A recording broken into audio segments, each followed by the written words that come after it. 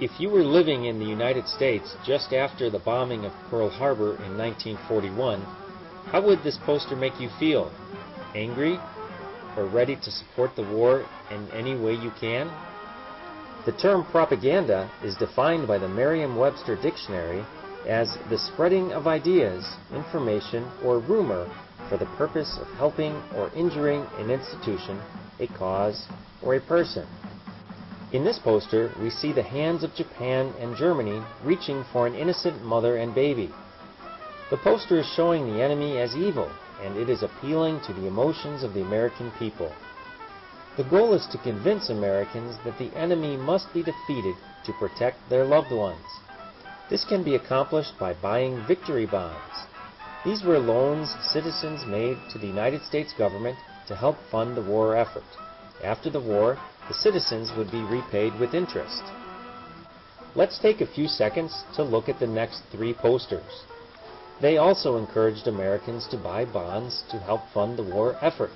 Again, we see innocent children being threatened by the enemy. We also see how buying war bonds will help preserve the freedoms of worship and speech.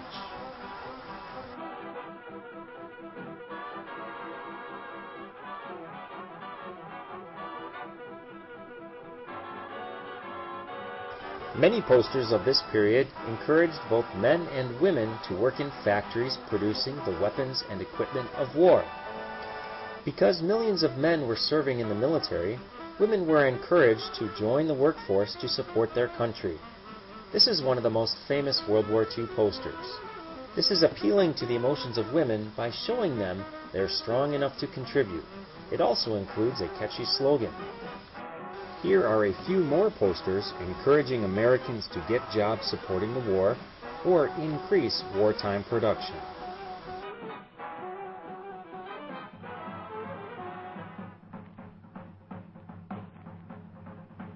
Of course, there were posters encouraging men to join the military. This poster was targeted at African Americans. Notice the visual symbol of the burning ship in the background and the medal on the chest of the sailor.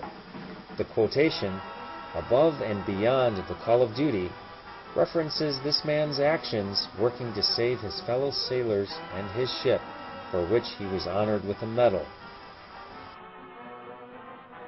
These next few posters also encouraged men to join the military. Would these make you want to join?